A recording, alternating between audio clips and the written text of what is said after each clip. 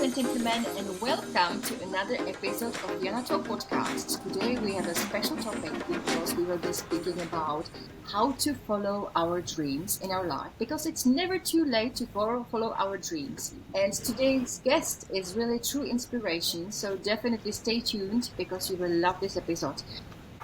My today's guest is Patricia De Deken, a radiant woman who is helping women all over the world. She has been working in the beauty industry for more than 40 years, and she has started her career in her family business, perfumery business. Also later she became the district manager at the top beauty chains, and now she's a certified coach, author of a book called Beauty and Balance, and also founder of a new coaching project called Gracefully You. She's focusing on helping women to feel confident, more balanced, and also more beautiful inside out at every stage of their life. Please, ladies and gentlemen, welcome Patricia De Deken in today's episode. Hello, Patricia. Very nice to see you again. Hi.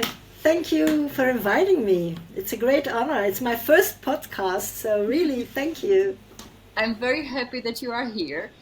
Because I have known you for, I think, like almost 1 year or something like this, because of programs we studied together. And you are truly inspiring and radiant woman.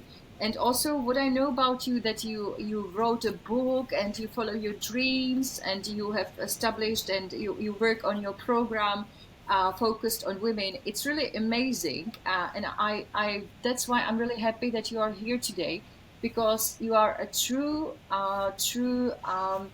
inspiration, and also anybody can see that we can really follow our heart and follow our dreams any age we are. It's never too late, and that's why I'm really happy that we can talk about it today, because it's important for any one of us. So thank you for this for this opportunity. So Thank you for those kind words. also you are right now in Belgium, right, where you live? Yes, So yes. tell me, what's the weather like in Belgium today? Because today here in the Czech Republic has started to rain a lot. So how is the weather in Belgium? We have beautiful sun. It's warm. We had a heat wave even, so we can't complain. For the moment, we have really nice sunny weather. I can eat on my terrace every day. I love it. Good, beautiful. Yeah, so Belgium and Belgium, well, it's great that we can speak with you as a Belgium coach, but also a coach who can help women all over the world. So tell me, because you have been working in the beauty industry for more than 40 years. How did you start career in the beauty industry? How did it start? Well, actually, my love for beauty began at a very young age. When I was 6, I started doing ballet, and I was totally in love with everything around it, the graceful movement, the music. Then we went also to stage event in schools. We had full stage makeup. I remember going home with my mother, still wearing the stage makeup, and people looking at me, and I felt like a star. I even wanted to keep my makeup to go to bed. So that really opened my eyes to what beautiful things can do. Mm-hmm. And originally I intended to become a teacher, because I was good at languages. I was inspired by very good teachers in my school, and my mother was also a teacher, and she talked with so much passion about her love. So that was my aim to do. I went to university, I graduated, but I also had met the man I married, my husband, at the age of 16. Oh. And he was always talking about the family business. His parents had a beauty shop, so a perfumery with beauty salon, and he always was talking about it. And when I graduated and we married, he took the decision to take over the family business. And he had this idea about teachers, that teachers, oh, you have a lot of holidays, not so much work. So he said, oh, you can go teaching and then help in the shop. I said, no, I don't want to be a teacher that, really teaching. It's first a responsibility. You are working with children, you are building their future, you are inspiring them. And I had so many good teachers. I wanted also to be a good teacher. And then also the shop that was really something open 6 days out of 7, so hard work. And I took the decision, because I also had this fascination with beauty, to work with him in the shop, because doing that together, it was really like my soulmate at the time, and we really could connect very strong. And the shop would be we would be living behind the shop, so I knew already I wanted children, so I saw that able to combine. And I don't take a decision like that because I'm overthinking, but here I just follow my heart. I said it feels good. My parents were not so pleased. I even had a professor who came into the shop and say, "Hey, is this what you are going to do the rest of your life?" He couldn't understand, but it felt good, and I went for it. And we had a very good time together. I learned a lot of things. First of all, in Belgium, you have 2 languages. The north speaks Dutch and the south French, and in Brussels you have the 2 languages. But in our shop we had a lot of French customers, and so my French was already good. But in the shop, it's an advice shop, so you really have a conversation with people, and my French became even better. And then I learned everything about the beautiful products. I learned how to select good products. I learned how to make catchy windows, because you see, if you make a window and afterwards you have sales, we had a flower shop in front, and he came to me and said, "Oh, you make nice windows. It's a harmony of color." So starting from nothing, I learned a lot of things, and that's always what inspired me to just try things and do it. And I was. It was a nice time together. It was good. I really love how you described the experience of what you learned. It's like so much. So you didn't have any teacher. You learned it by yourself. That's really incredible. Like from the shop windows, how to install them beautiful to attract consumers. Also to run the business, like just like this from nothing. It's amazing, really, this Well, experience. the products, I went to training. So the products, the suppliers gave product trainings, but the selling, it was my principle was, I want to give a service to people the way I want to be served. I don't want to push. I want to listen to them. I want to make them feel good. It was also a shop in a neighborhood. So in a neighborhood, it's not, for instance, if you have a shop at the airport, you have thousands of people coming by. If you do hard sales and the people are not pleased, I mean, perhaps you see them once or twice a year, but here people were coming back, and if you gave a good service, people were saying, "Oh, you have to go there. She gives a good advice." Yeah. So it was my pride that I wanted to help people really, and that was perhaps the nicest thing in the whole thing. It's connecting to people, listening to them. Be part, for instance, if they want to find a nice present, because we also sell perfumery, and that was at the time the biggest present you could give, also with Mother Days, the end. So we have really periods where you are part of helping people finding the right gift, and then if afterwards they come, "Oh yeah, they loved it." So it's all about connection with people, and that's what I liked, the connection with people and doing it together with my husband at the time. I think this is truly the things what you have just mentioned is the truly important or key things in the sales business or in any like with that you don't treat the customers as customers, but you want to give the best service and you focus on the service and on the delivery. So they are on the advice, so they feel really well, and that's why your business was so successful, and why people repeatedly came to your shop to buy more things for different occasions. So this is really brilliant. So you had this talent, I believe, from inside you from the very beginning, because and you have developed this amazing talent and skills. So then later in your career, you became a district manager in at one of the top beauty chains in Belgium. Yes. You were also focusing on training employees and also on how to develop better sales skills, right, in the different Yes. shops. Yeah. How was it? How was it this work? Well, the district manager I liked very much for years because it was also in that company. It was a new function. The company had just been taken over by a group from the Netherlands, but originally this perfumery retail group were an independent group, and all the shopkeepers had a lot of autonomy. They could do whatever they wanted as long as the sales were good. But then came this company who was much more structured and who wanted really these shop managers to work in a certain way because, I mean, there are rules. There are, if you are a retail group, you have to give more or less the same service everywhere. So the kind of district managers they wanted was not the very authoritative, like, you are going to do this, but more people who could, yeah, are people managers. So I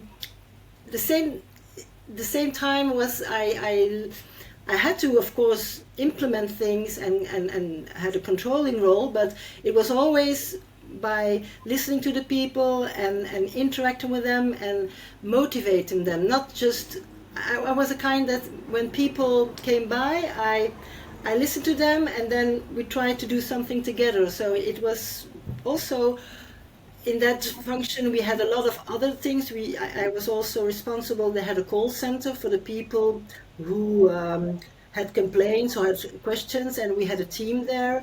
Then at the time there were a lot of people. Also, the suppliers gave hostesses that came to help in the shop.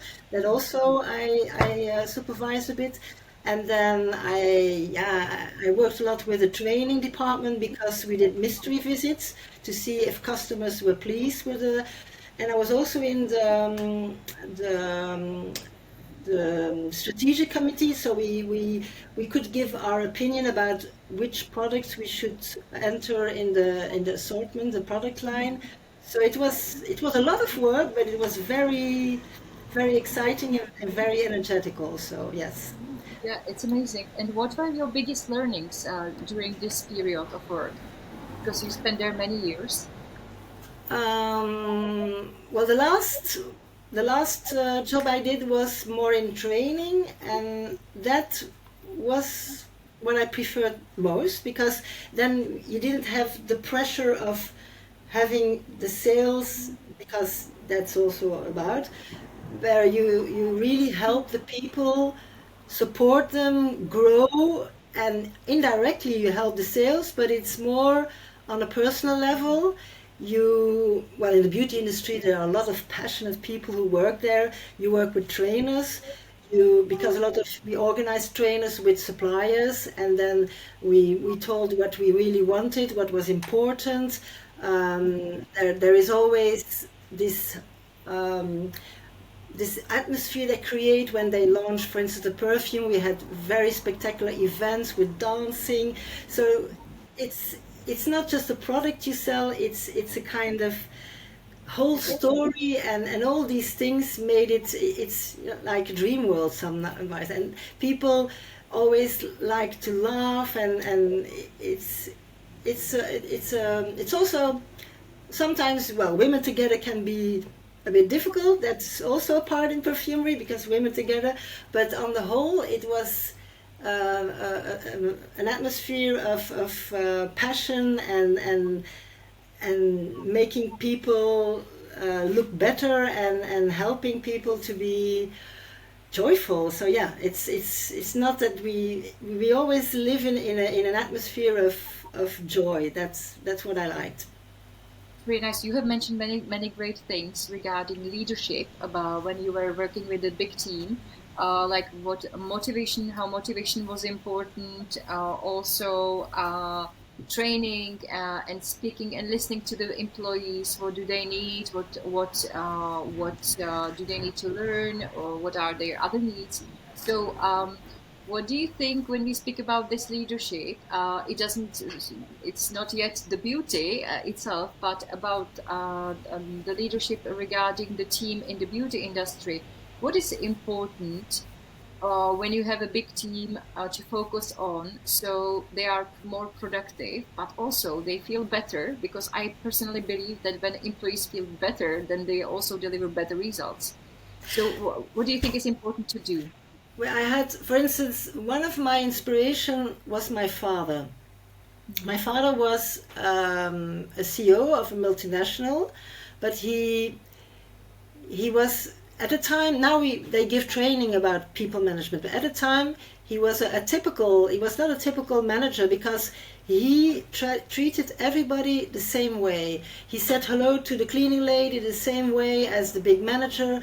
And when, for instance, his driver had an accident, he went to the hospital, and that was very new at the time. And I worked there also as a student during the holidays, and I saw how he was with his employees, and that also inspired me. And when he retired, everybody was so, I mean, people were even crying that he was gone. So it was, to me, it was such an inspiration, and I saw you obtain much more if you have to be, sometimes you have to be strict, and there are sometimes difficult conversation, but if people, I wanted people to be motivated also. Sometimes people work well when the manager is there, and then you turn your back and, oh, now he's gone and now we can do. No, if you really have the people with you, then they work. And also sometimes in teams there can be conflicts, and you have to address these conflicts, because if you do as if nothing exists,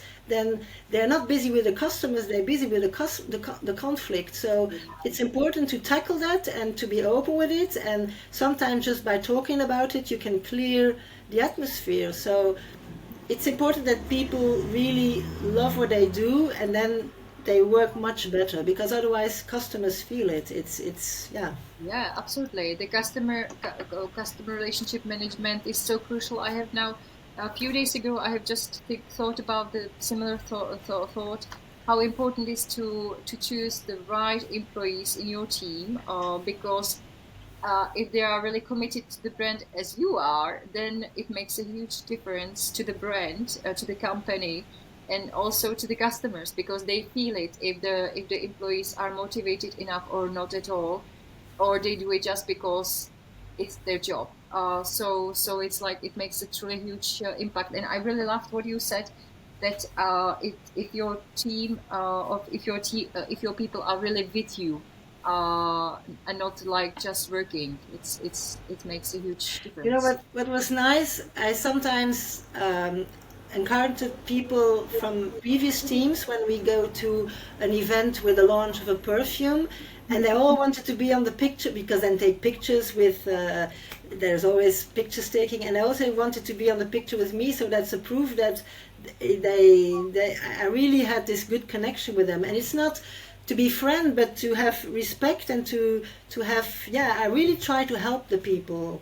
That in my old job, it's sometimes I said you help too much, because sometimes I had to be careful not to give too much, because I'm someone always wanting to help, and sometimes you have to think a bit more of yourself. But yeah, I have good memories of all those moments, and it was sometimes hard work, but it was fulfilling. Yeah. Yeah. I how did you regain your balance? Because I have a feeling when you were describing your job and your experiences with the teams and in the beauty industry, that it could take you a lot of energy and also a lot of free time. So how did you manage the balance in your life, like personal life and the work? Well, I always loved moving. I mean, I'm someone, when I move my body, everything goes well. So as I did from my 6 till 16, I did ballet, and then I discovered martial art. My Well, we were not married yet, but my husband at 17, he did karate. I was intrigued, but it looked a bit too intense. But at the same club, they had aikido.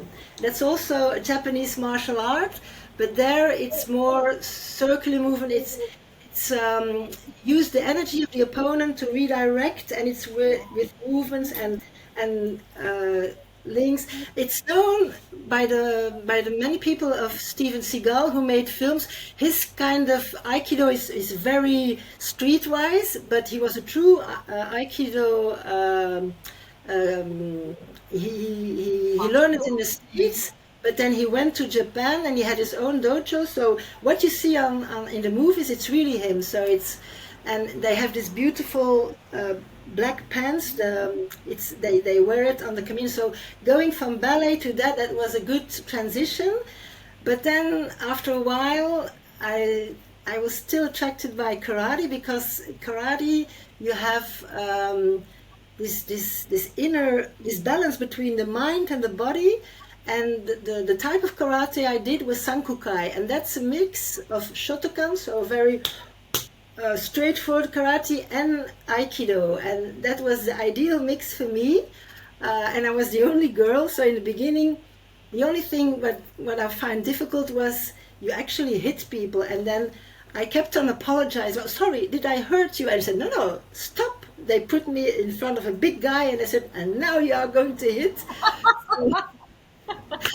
I did it, and well, I had a lot of bruises. Sometimes I had to explain. Yeah, it's from the sport. I'm Not not. domestic violence. But that helped me because also in karate you learn about breath work. You learn about how to control, and of course, I did my black belt on kata, not on fight, because the real fight all the time it's not my thing. But kata is like it's like a moving meditation, and you really, yeah, I was really proud that I could do that. And then my major thing to relax is I had the pleasure to live always close to a forest, always at walking distance to a forest, because in Brussels, I lived in Brussels at the time, and you have the forest always around, so you're not far from a forest.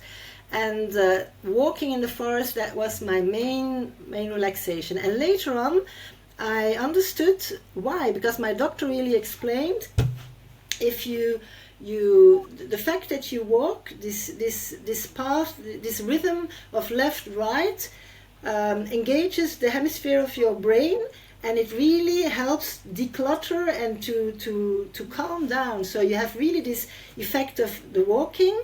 And then in the forest that I read recently, because I'm fascinated by trees, I have a big picture of a tree in my apartment. I read the book of Peter Wohleben, The Hidden Life of Trees, and there he explains how what you see is the trunk and the crown, but under you have a whole network. You have the roots, and you have a whole network with fungals, and it's called the wood wide web. And all the trees, they communicate with each other. They send water. They send nourishment. They warn each other when there is attack. So it's amazing. It's if you learn about trees, you are wow.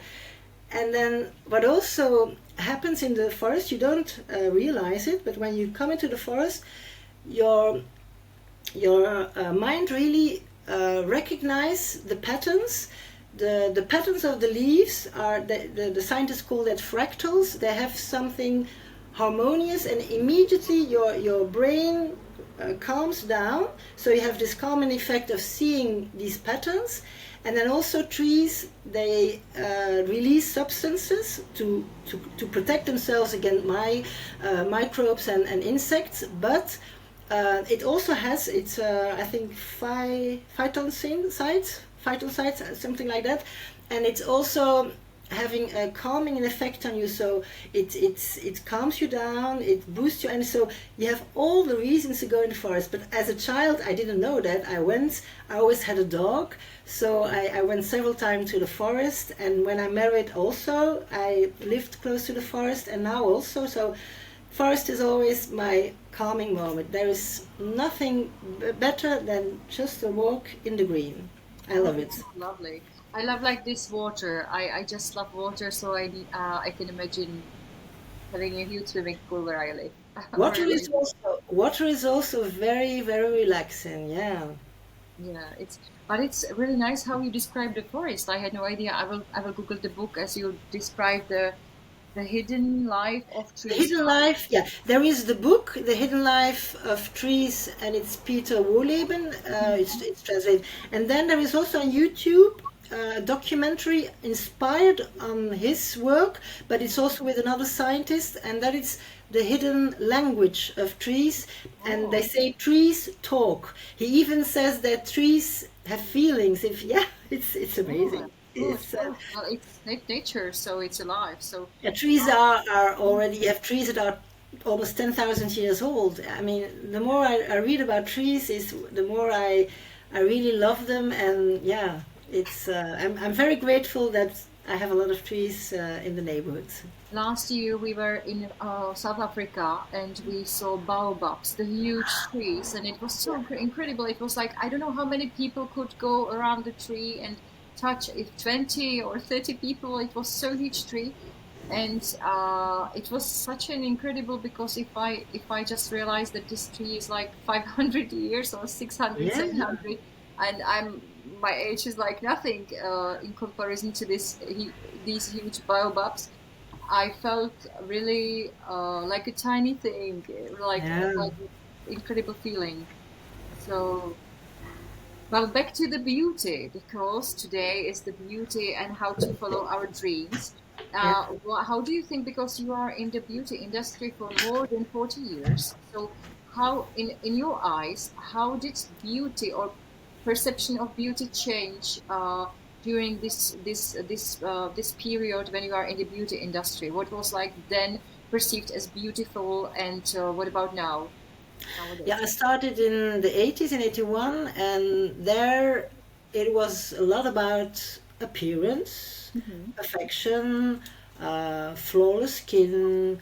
It has, yeah, everybody wants a bit to look the same, and now it has much more evolved about, yeah, the individuality, that you can be yourself, that it's not all about appearance, but also the way you live, the way you move. um, there is much more room. You don't have to hide everything. You can you have different type, for instance, even in commercials, in ads, they show, before that everybody had to be very slim. Yeah. Now they show women with beautiful curves. Dove started with it, but you have other brands. The same when you had um, advertisement for bikinis. The models were very slim and very tense and very. Now they know the sun is good, but you don't have to exaggerate, because yeah, sun, not only it ages, but it even can provoke cancer. So now the models are more natural. So that's also a good thing. And it's much more about, yeah, a natural look. For instance, at the time everything had to be covered, and now you have BB cream, CC cream, and everybody can do what he likes. It's much more. You don't have one ideal that everybody has to look the same. You have much more, yeah, You're right. creativity and possibilities. And then what's also a good tendency is that now you have this clean beauty movement, that they, more and more brands reformulate their products with a maximum of natural ingredients, and they develop it with ingredients that respect not only the health of human, but also nature, because yeah, nature is very important, and the environment, it is not putting a strain on the environment.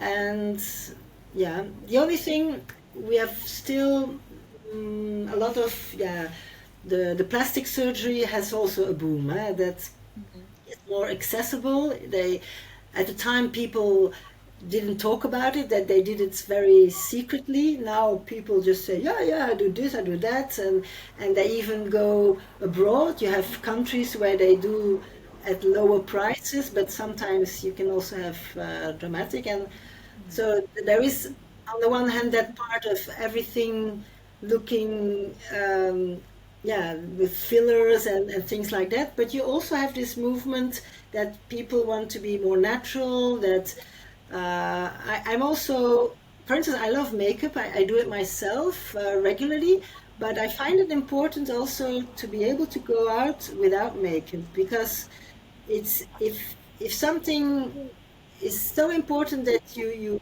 don't feel comfortable without, then it's like an addiction, and it doesn't, you are different, but you are still you, and it's important to be able to go outside and not, oh, I have to do this, I have to do that. So that is also something I try to make sure. And I like when in the weekend I don't wear makeup, I do more skincare. But yeah, makeup is like the cherries on the pie, but it's not necessary. Like we were in the camp and like the warrior camp, we didn't have makeup. It was not a problem for me. So Yeah, yeah. Actually, I was thinking that I was wearing makeup every single day. That's why I woke up there at 5:30. But I did it a light version. Of course, no lipstick, like not big mascara, only like mascara, like really, really quick makeup. So I felt comfortable. But anyway, during the day, it was smashed away at our exercises and physical and training. So, but yeah, but I was I, myself. That's important. it asks for courage. I remember sometimes it are little things that you put in your head. For instance, when I was little, I started well with ballet. I was in touch with makeup, so and then I had a niece that showed me, and oh, so nice. And then I started experimenting a bit, and I got better and better at it. But sometimes, once my mother made a remark, and just she didn't really meant something with it. When we were going to inside the church because my parents were religious, and she turned around and then she said, "Oh, you don't wear makeup." And then I thought, "Oh, am I not pretty without makeup?" And it's not what she meant, but in my head, I put that idea. So afterwards, I always had this idea, oh, I'm not pretty enough without makeup, because I had the impression she wanted to show, oh, this is my daughter. So it's really crazy about sometimes you can have some ideas in your head. And I really worked with that I didn't want to have this idea. And I forced myself also to go without makeup. And then you get sometimes good reactions. And people say, "Oh, you lovely person," and you said, "You see, people like me also." So it's important to have the courage to go without makeup, because sometimes, yeah, for instance, my lashes are blonde, so if I don't put mascara, you don't see these long lashes. But it's a different beauty, and you have to embrace it. And I remember also, because I worked in the beauty industry, and specifically when I was older, I wanted to show that I was always dynamic, so I went always with full makeup to my work. But in the end, when there were days, for instance, I had no contact with the suppliers, or I just had to do administration, I found it important to go without. So I tried. I was a bit, but yeah, it's important. And the first time people looked and they said, "Oh, you're different." Yeah, it's okay. So sometimes you just have to do it. I know with COVID, a lot of people started to work at home, and then all of a sudden they realized perhaps we can do things differently. Yeah. But it's important that you feel good with or without, and that you're not a slave to it. Because if you feel uncomfortable, yeah, everybody is beautiful in a way. You have different kind of beauty. It's not one way. Absolutely, absolutely, I agree. The beauty, it is set, and also I think you mentioned it in your book or in the description, that the beauty comes from inside out, that we really radiate or we shine when we feel really comfortable. What do you think would be what are the, could you share with us some tips how to feel more radiant, more beautiful inside, whatever makeup or whatever age we are at. But I think it's important to love yourself for a start, not to hide yourself, to be good in your own body. And I think also a healthy lifestyle helps, because if you're having headache, you immediately see it. If you have pain somewhere, you see it. So if you feel good, you feel vibrant, you it's not that I want to advocate you have to do this and this and this, but beauty outside goes with beauty inside, and that's why in my coaching I also bring, I'm not a doctor or a health practitioner, but I'd also bring elements of healthy lifestyle because, for instance, something everybody knows, but the fact to drink warm tepid water with organic lemon, it helps you to cleanse your liver, and it's very good for your skin. Or you would be amazed what just fruit can do for your skin. For instance, I learned about this project. They gave women for a time just a cup of mango, and they measured the wrinkles before and after, and it was I mean 3 weeks, not a long time. And because the mango contains beta carotene, which becomes vitamin A and vitamin C, they had an improvement on wrinkle level. So really what you eat is what you get. For instance, people always think about I will buy a good moisturizer, but if you forget to drink water, Yeah. I mean, you can put as much cream as you want. I mean, your body, your whole body, your skin is body, is water. Your body is 70% water. So if you don't hydrate inside, you can put the best cream and you won't see the difference. And then also, we noticed in the shops, a lot of women want to buy a good cream, but when we talk about cleansing the skin, oh yeah, do it under the shower, and they forget that even if you don't wear makeup, going outside, you have all these pollutants on your face, and if you don't do a good cleansing, you will never have a nice skin. It's like doing painting on a dirty canvas. You mean you have to invest, and the best is even a double cleansing because you have two types of pollutants, and there is, if for instance in the evening you have been wearing an SPF or you have been wearing makeup, then you need an oil-based product, so either a balm or a cream or a milk, so that it dilutes those pollutants. And then the second is with water-based, because that is for the dead skin and the rest. And well, Japanese and Korean rituals are always double cleansing, and those people have very often very nice skin. So Yeah. and then also one thing very important also is the exfoliating. This your body regenerates, but after a while you have little dead skin on your face, and that make your face a bit dull. So if you do an exfoliation, your skin is automatically brighter, and you have different kinds of products to do that. So So Patricia, what are your secret tips for looking younger than your age is? Because you look really really great. thank you. Well, next month I will be 66, so I I am would not glad. say that. I would not say But that you do this. I I'm convinced that I always invested in a healthy lifestyle, and that was, well, I saw my parents struggle with a lot of health issues, and well, we had, my mother had pregnancy diabetes, and the first child was a stillborn, and I saw then every time, every pregnancy, she had diabetes in the last stage, so she had to also follow a diet. So I imitated her. She couldn't eat she couldn't eat sugar, so I took healthy habits, because sugar, for instance, perhaps that can be, I talk about in my book, an extra tip. A lot of people know now that sugar is not so good for our health. And perhaps for women, an extra tip could be, if you eat a lot of sugar, the sugar in your blood tends to melt with the proteins in your skin, the elastin and the collagen, and tends to like caramelize it. It stains. It's what I call glycation. So your wrinkles, because of that, become thicker, and your skin becomes duller just because of the sugar in your blood.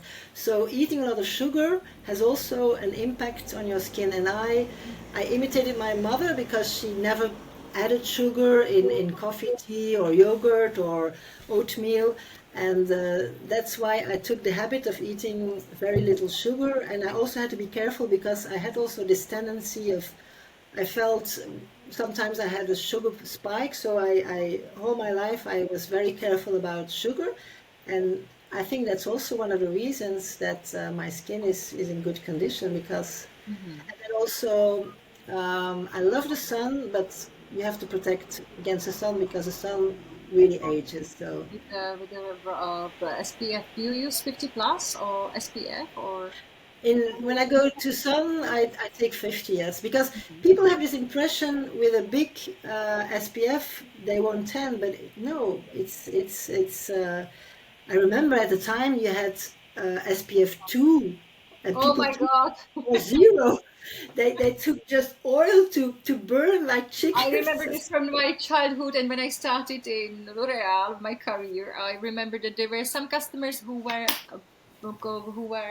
using Yeah, oil for cooking on their skin yeah, because, yeah, yeah. oh my God. I had a family member say, "Oh, we did olive oil, but olive oil is a good Oh oil, but not. There is no protection in it. It's no. just to burn. I mean, yeah, Yeah, so we had it as well here in the Czech Republic in the past, but now I think nowadays more people know that they are aware about some protection that they should wear it. The only thing what I think is not still high awareness among people is that the sun protection should be all over the whole year, not only during summertime. So this is still well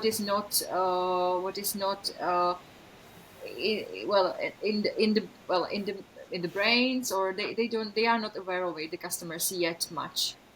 yeah. You can be surprised if you go outside on a terrace and all of a sudden you are during lunchtime, so it's the time that the sun is very heavy, and if then you don't have sun protection, then you can get burnt even in the city. Yeah, yeah.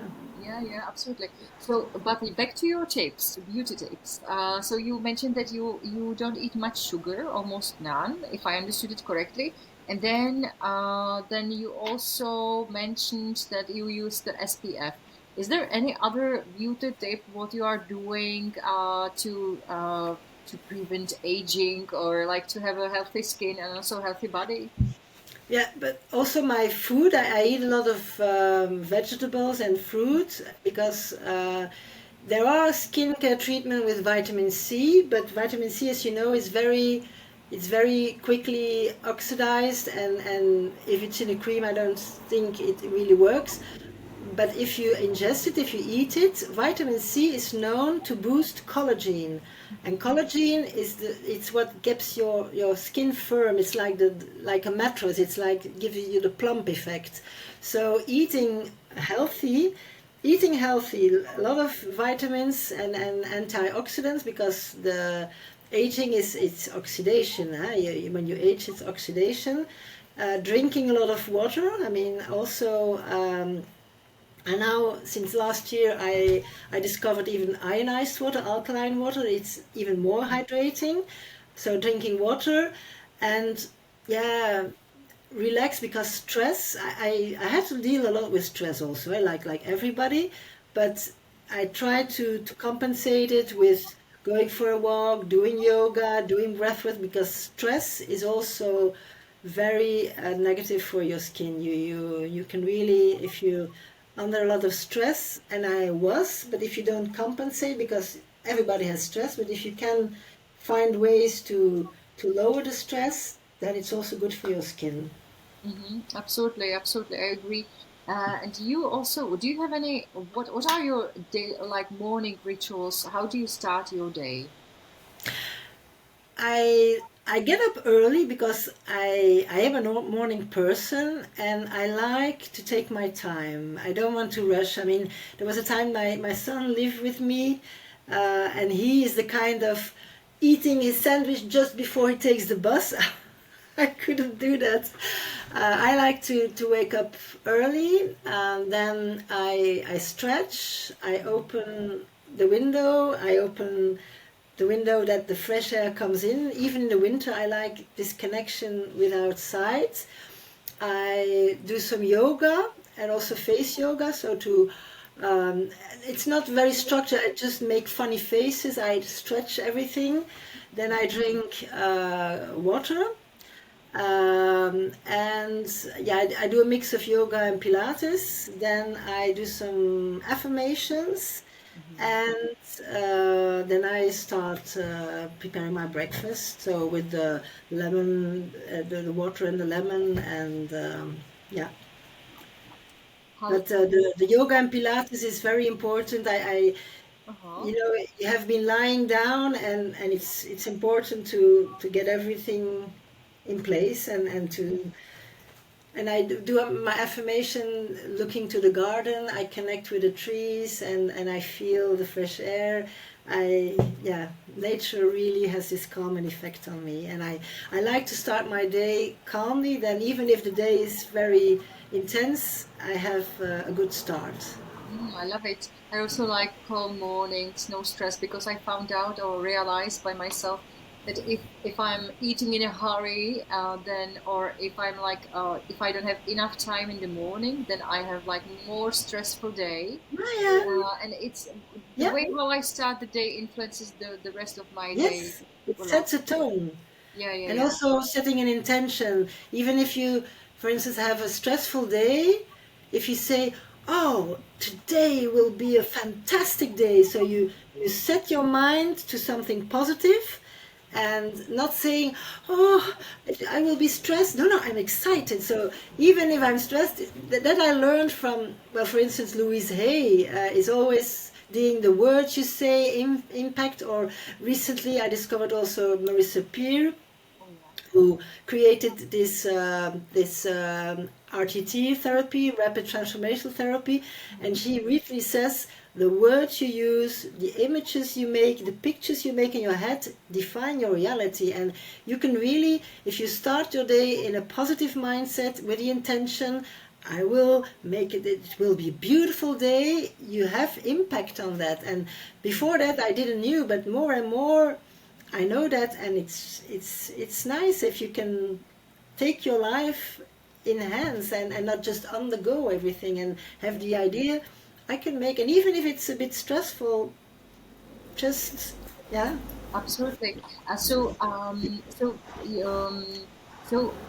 do you have any tips for people who don't have like positive starts yet in the morning and who are like busy in the morning, full of stressful thoughts about work, duties, to-do list, which is never ending?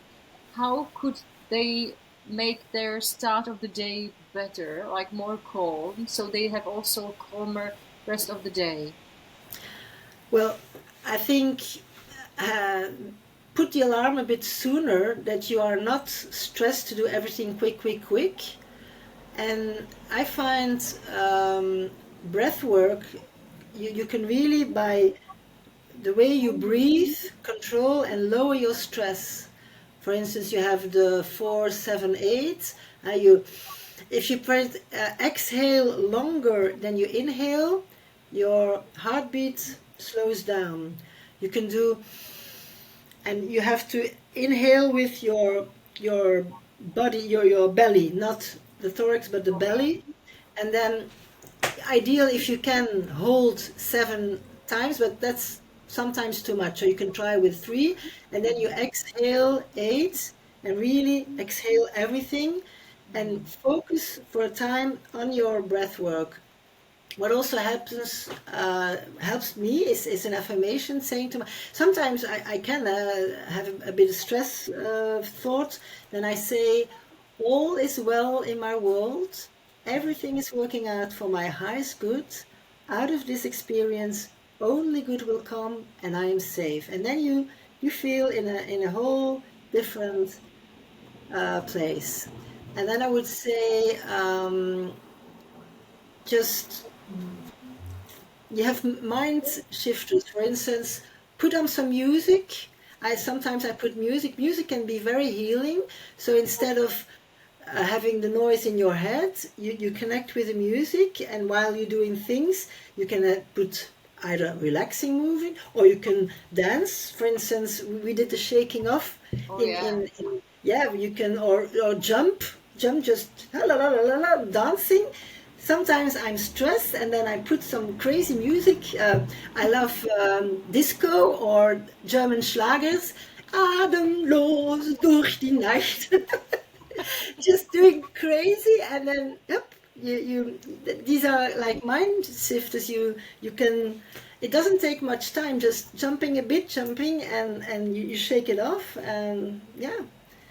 It's to avoid to be in your head. It's when you be in your head and you see all these worries. And to me, everything what is physical, it works. When I start moving my body, because I'm always very in my head, I know that. And that's why I was always attracted to, I did a lot of sport. I did also for years personal training with weights, and they called me the Terminator because I was really going, because it was my way of relaxing, They going.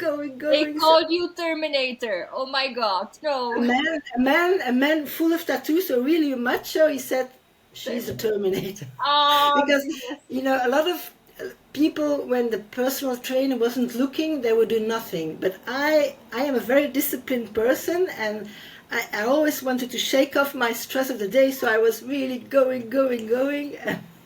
Yeah, that's my way of relaxing, going, Oh, I still moving. cannot imagine what you mentioned at the beginning, that you did karate and taekwondo. Like, I thought I, that you did always yoga, pilates. The women, well, I do yoga, pilates. The yoga, the women's sport activities. I would say from my impression, but you did karate, taekwondo. Well, it's really well done. It's like wow.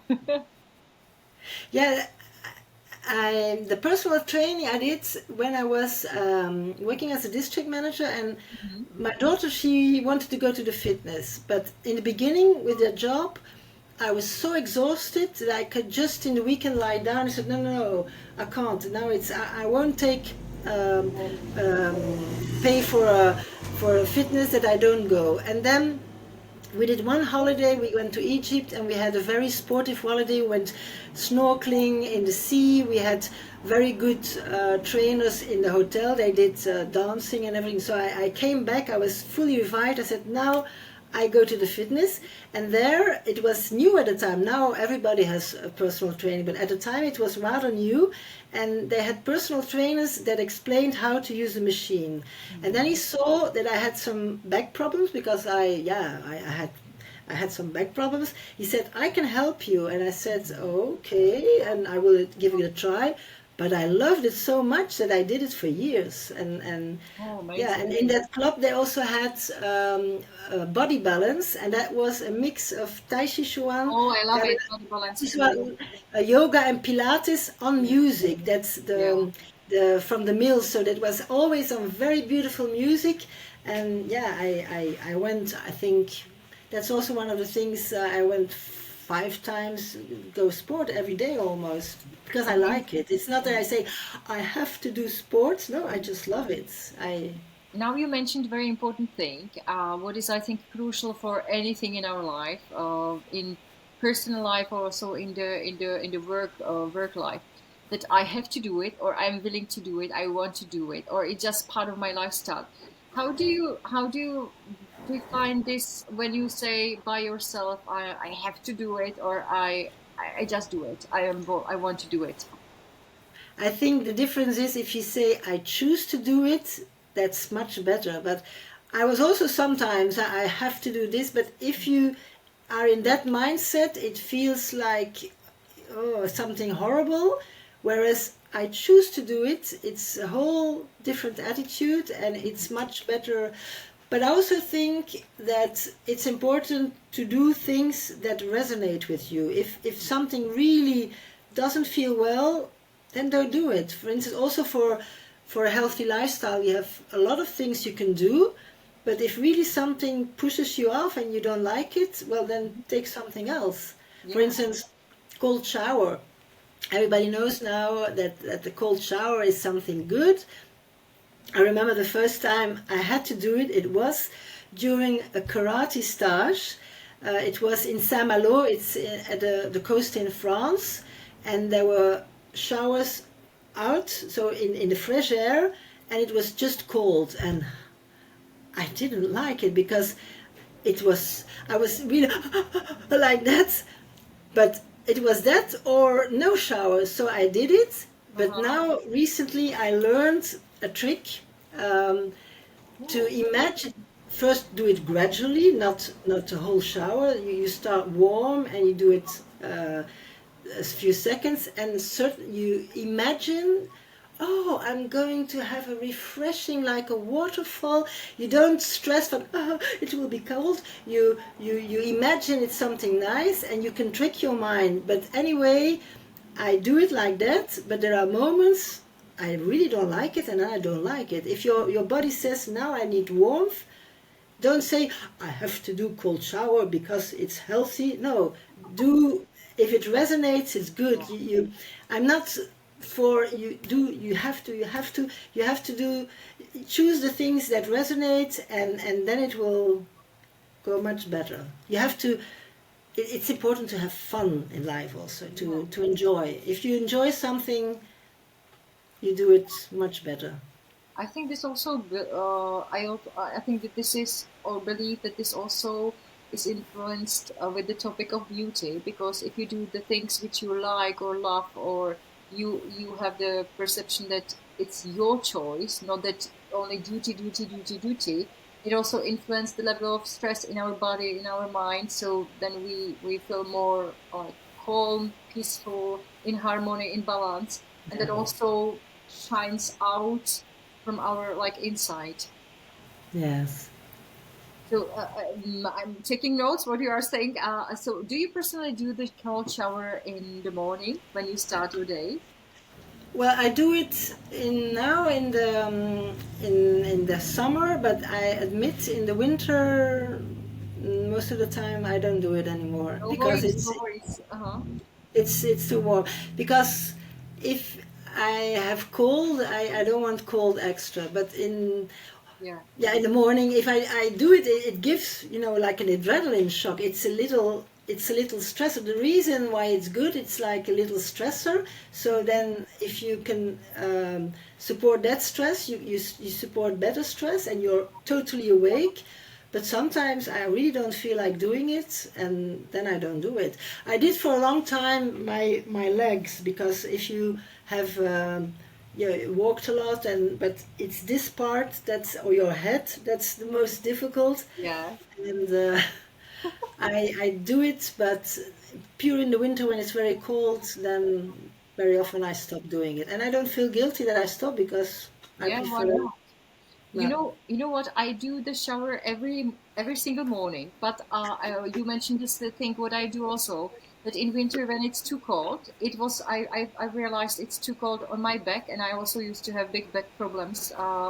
That I was not able to bend in the morning just to wash my face. There was some time, and it was crazy.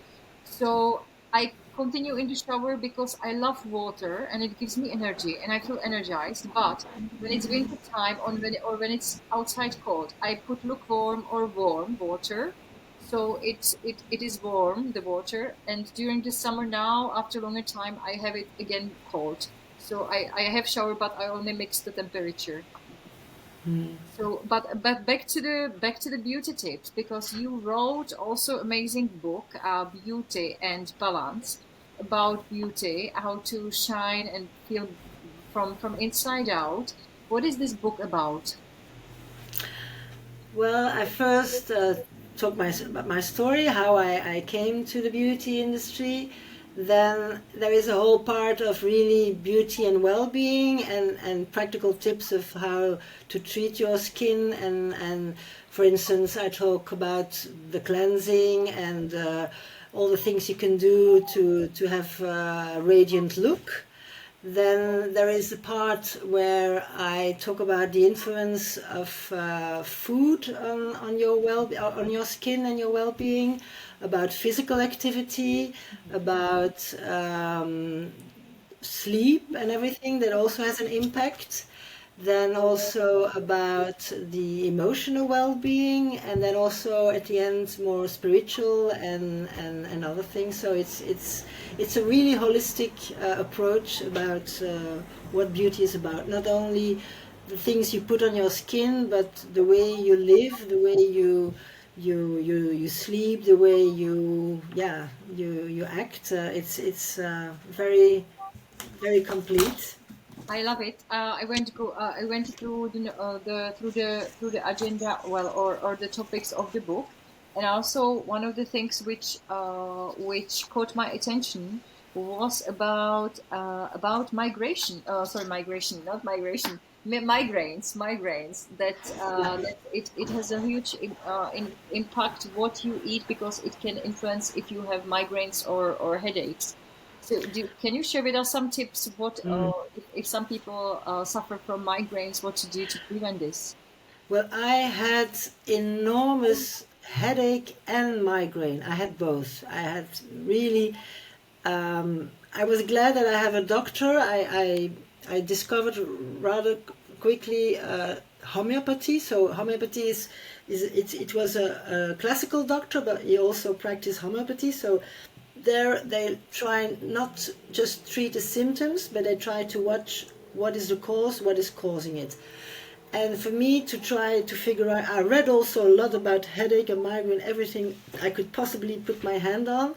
So I took a journal and I wrote down whatever was the trigger, because there are different triggers. And I wrote down what's happening, what did I eat, what did I do. At the time, of course, people were allowed to smoke everywhere. That was a very big trigger for me. They could smoke at the workplace, in restaurants. So I noticed that was a real trigger, because actually it's the liver that filters all the toxins, and if he has too much to do, it's not going to work. So one of the triggers that was mainly was the liver. Then also for really migraine, because when I had migraine, for me the difference with migraine and headache is migraine you really have to lay down in the dark, and I had nausea and I had to vomit. I could just get up, bring the children to school, and then I had to. But that only really stopped at menopause, because it was a lot of hormonal also.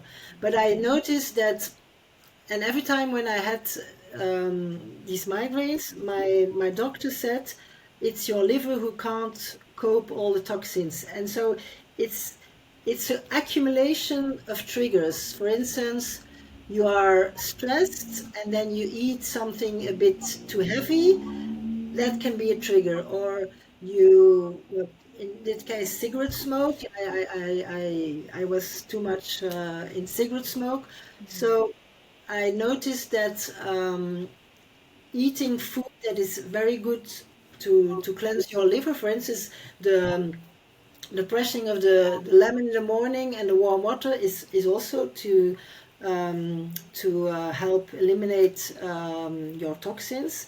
Then the grapefruit, everything what is bitter is also something that helps for your liver. So grapefruit and alcohol. It's not that I drank a lot, but if you drink alcohol, that's really something your body has to process. It's like a poison for your body. So if you don't want to have too much headache, don't touch alcohol, because it's very impactful.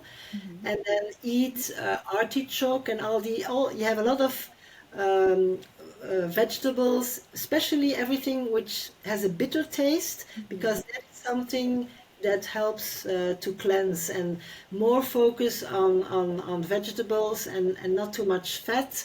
And also sugar is also something your body has to process. So it's what you eat is very important. have enough rest, because stress can also, and then sometimes it also comes from your joints and your neck, too much at the computer. Oh So yeah. I discovered something, well, with essential oil, and also everybody knows with peppermint essential oil, if you put it here. Very important not to put too much, and if you bend over, that it doesn't leak into your eyes. But peppermint oil, so the essential oil is also something that really helps. But to me, it was a lot of my neck, because I have already, yeah, my joints that are a bit. I also had a car accident. I was hit by a truck. All these things. So your back and your head can also be. So go to an osteopath. Try.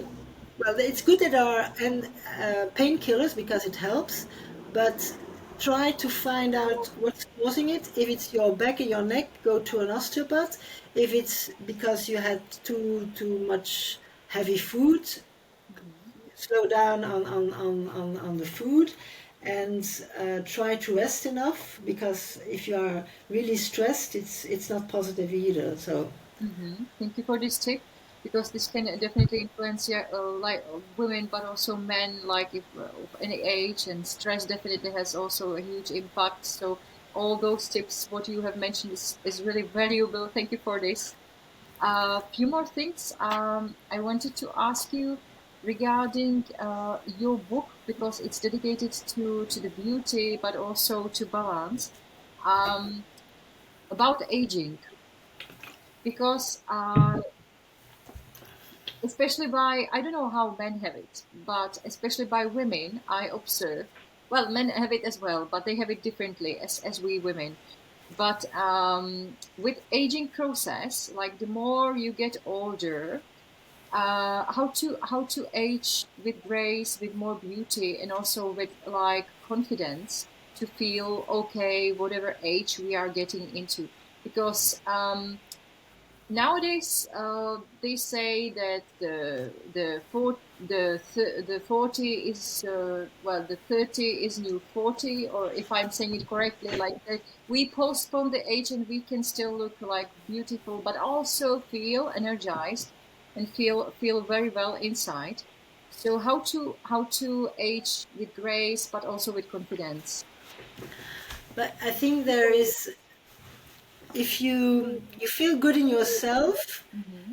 you radiate it, and if you look in the mirror and you feel a beautiful person, you automatically, it's like a loop. You If you feel confident, you look beautiful, and if you you see yourself beautiful, you feel confident. So there is this connection between both, and it's I'm glad that we have women like, for instance, Judi Dench, Oh the yeah. British actress.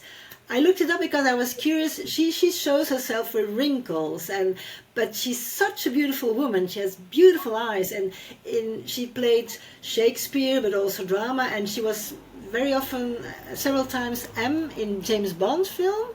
And I think the one of the last, she was 77 years old, Wow. and she's still, so she's the living proof that aging is not about fighting your age or trying to cover all the wrinkles. It's more of embracing it, and see the positive things. And very often when women get older, on the one hand, they have this fear of aging, and I think it has also to do with what's happening on the work floor. Well, I don't know how it's in other countries, but very often people, when they are older, they cost more to companies, so they don't feel comfortable of keeping their job sometimes, and then they feel obliged. I had it also for a time. I always wanted to look vibrant and full of energy to show I can do this job.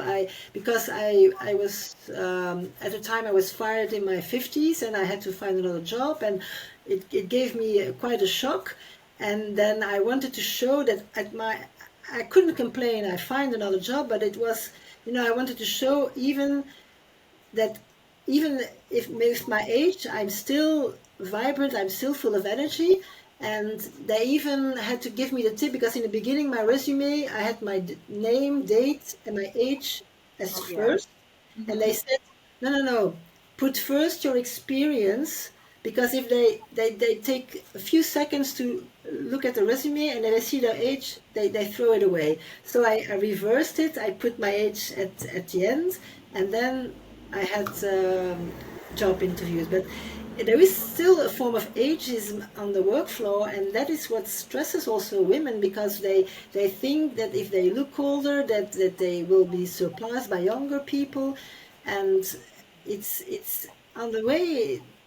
Aging is also about becoming wiser, becoming more more yeah, you get all this experience, and you don't, it's not about hiding everything, it's just about being yourself. And sometimes women at a certain age, they stop pleasing, they start more thinking about themselves. There is something very beautiful about getting older, and you should really be aware of that, and not feel, oh, I see. Not focus on what's changing, but also focus on what you gain. And everything is about your posture. If you stand tall and you you look confident, it's like a loop. You see yourself. It's, oh, I'm okay, and it helps, of course, to be elegant. But it's not the only thing that matters. It's really the insights you get, and what you radiate, and your charisma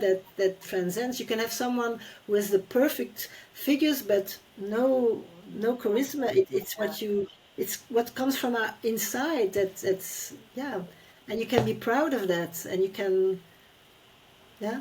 Absolutely. Thank you for sharing this. It's really, I agree with everything what you have mentioned. Also, nowadays, what I observe by women, and I follow this trend as well. Well, it's not obvious here on this video if I see, but also that they don't color their hair, and they let it natural with the, I call it with the not gray hair but with the silver hair. I call it silver hair, or hair, because it's something what belongs to the age as well. So how do you think, what do you think about this, like to like this type of trend what is nowadays also more and more visible? I have mixed feelings. On the one hand, I find it's very good that it exists, because it's important that you be yourself. Mm-hmm. And for some women, for instance, I have a shop manager. I still we are friends. She's still working at the company I worked. She has this beautiful, she has this natural gray hair. It's like silver. It's beautiful. It really goes with her. Me personally, I need warm colors. You know, in makeup and in clothing, you have people who need who have a warm undertone. You have people who have a cool undertone. And to me, I need warm colors. And gray is really not something that works for me personally. But I find it fantastic that women stop having this stress. Oh, I have to go to the hairdresser and I have to do this and that. That you can be yourself. So yeah, to me it's a good thing. But personally, for me, it doesn't match with me. So I continue. I go to the hairdresser and I still do the color. But I think it's about feeling natural, because you have mentioned at the beginning that you, for example, also go sometimes without makeup.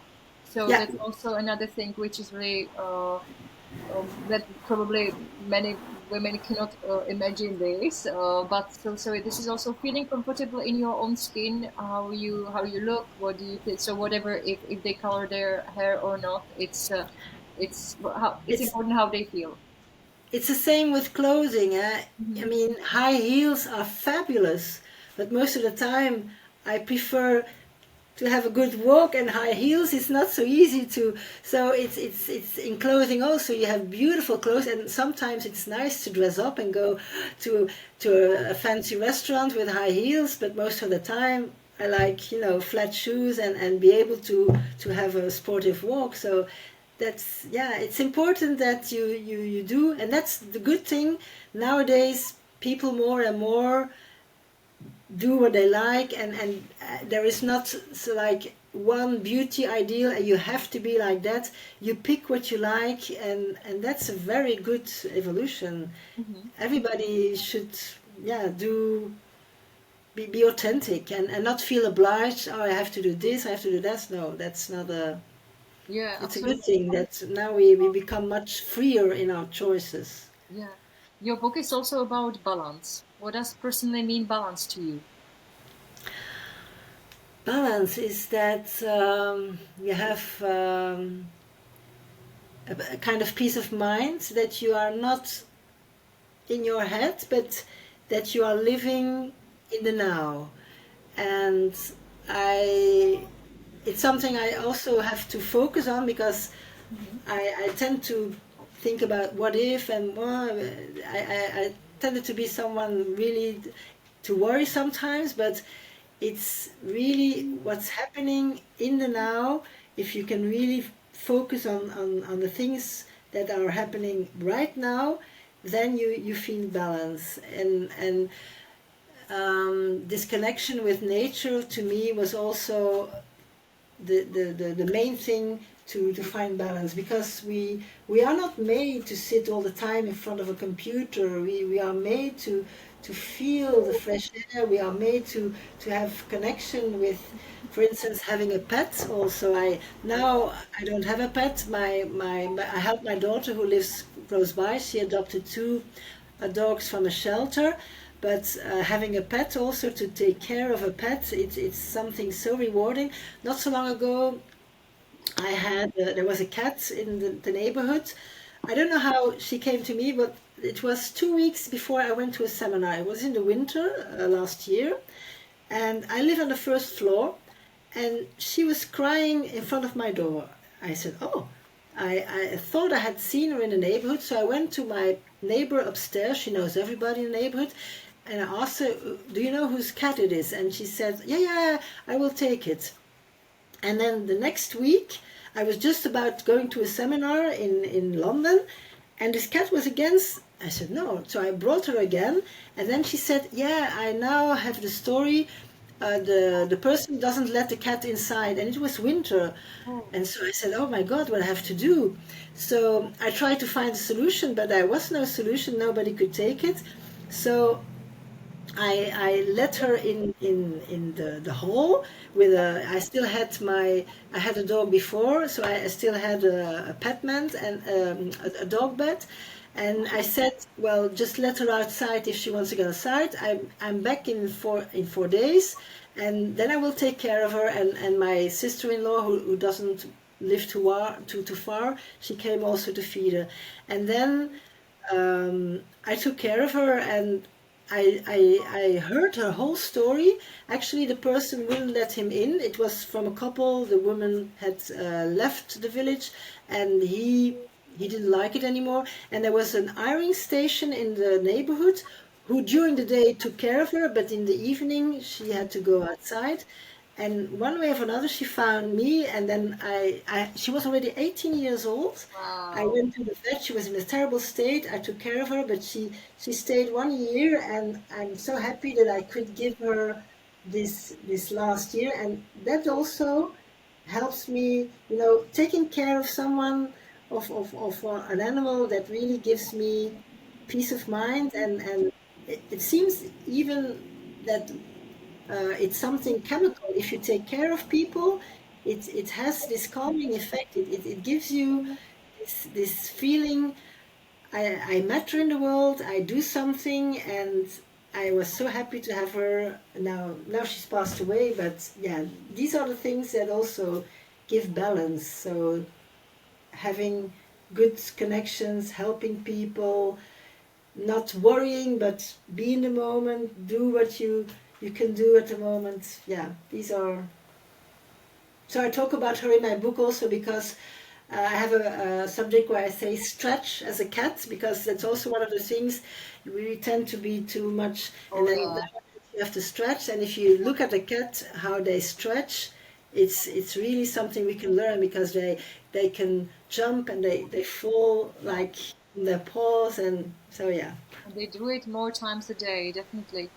If you could name 5 things which could women or men feel more beautiful inside, what would be those 5 things? 5 things to Hmm. feel more beautiful inside.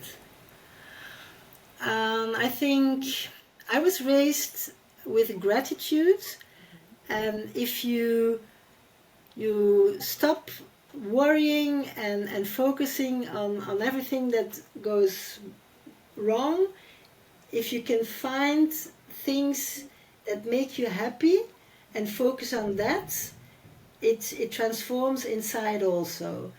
And then if you can make for instance a list of the things that really make you happy, Hmm. and implement them, because sometimes we're so busy with working and doing what we have to do, and we forget to smile. For instance, laughing, looking at a very funny movie, laughing your heart out, doing silly things. That's also something that can be so relaxing. And a face that is like this, it doesn't look beautiful, but Yeah. laughing is also something that, and having, um, for instance, if you have children, or with friends, instead of watching television, the play, doing a play like Monopoly, or Cluedo, and that you interact. All these things are also something that make you feel good, because if you feel good, you radiate automatically. So, and then the things I talk about is, of course, ha- having this healthy lifestyle, that you don't have stomach ache, you don't have headache, because if you have headache, you immediately see it also on your face. Um, Yeah. what else? I don't know how many things I said already. Well, many, Uh, many tips, but also you mentioned many like against the migraine, what to eat during also this interview. So there are like plenty. Thank you for sharing these tips. Also, one more thing I wanted to ask you, because you have developed a program, Gracefully You, that you are focusing on women to feel more beautiful and radiant and also confident. What this program will be or is about? I'm still working on it. It's something I want to share. I have the intention of doing one-to-one coaching, and then of course there will be also a lot of input of the customer, of her special needs, of her situation. But I was thinking about a mix of beauty advice and also healthy lifestyle tips, because to me, healthy lifestyle and beauty are both connected. And the things I talk about in my book are also the things that worked for me, and I want to share that with people. And I will start with one-to-one, and then I will also develop webinars, and but all that is still in the make. It's I started my book. It will be also the basis, but I'm still working on it. So And it's really great because I think the topic, what is this program about, is really perfect. That it will help, I believe, many women, not only middle aged or around 50 plus, but also I believe also younger. So it's really perfect, this program. And before we close this talk, inspiring talk, because we are talking already 1 hour and 23 minutes, which is incredible. It feels like a river. Do you have any motto in your life which inspires you through also difficult days, difficult times? I had it written on my LinkedIn profile for a long time. The saying, um, every day may not be good, but there is something good in every day. That's really my motto, because yeah, there are always moments that are difficult, but you will always find something that makes you happy, and if you can focus on that, it makes your day. And I live by that. And I have another one. It's a bit in the same. Carpe diem. It's from Latin, seize the day. It's always be in the moment, because it's also something I say to myself, because sometimes I can be too much in my head. But if you really live today with all your heart, that's when you're happy. And that's why also I like reading, because if you read, you are really in the moment, and you are really, it's proven, even if you read it, it relaxes you instantly. For instance, before going to bed, when I had too much things going on in my head, I take a book, I read, and instantly I slow down. And then another one, the last one, because to me love is so much important. It's love conquers all. I'm so convinced. It's also from Latin, from a Roman poet, but it means that life can beat any challenge. It can conquer everything. So I choose love. That's very beautiful. And Patricia, because do you have any tips for people who are going through difficult or challenging situation currently? Yeah, because you also overcame many challenging situations and in your life. Do you have any advice or tips? What should they focus on to overcome the challenging situation they are facing? Well, find something that gives you joy and that gives you purpose. In my case, when we had a big setback, financial problems, very intense, and my husband started drinking and turning to drugs, and it was really hard. But I focused on my children, and I wanted to get them out of there, and I took it day by day. If today my children are happy and my dog is happy, I am happy. And just focus on certain things, not seeing everything, because if you see all the problems, you are overwhelmed, but just try to find something positive and focus on that, and go step by step, not trying to fix everything in one time, just step by step. That's my motto also in life. Just little steps give big results. And take a deep breath, and breath work is so, it's just chemical. I just breathe out longer than you breathe in, and immediately your heart beats slows. Yeah. Is there any, before we close, is there any message you would like to share with anybody who is today watching or listening to this episode?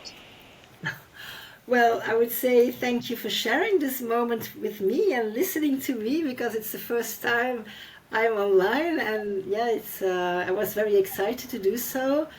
And I would say, to everybody, the beauty is inside you already. It is there. It's just to discover again, and be aware of that. Everybody has beauty inside, and we can all share it. It's Patricia, thank you so much for being here and for sharing your amazing tips for your time. It's a very pleasure and honor to have you Thank here. you for me, because I was really honored. Thank you so much. Thank you very much. And ladies and gentlemen, I thank you for being here, for listening and watching and following podcast Jana Talk, and that you also watched this episode. I will be looking forward to seeing you next time. Wish you a wonderful day and wonderful evening. Take care and see you soon. Bye bye. Bye. Thank you for joining me today on the Jana Talk podcast. If you enjoyed this episode, feel free to follow me here on Spotify and also on my YouTube channel, Jana Talk. I'm looking forward to seeing you in the next episode. Have a wonderful day.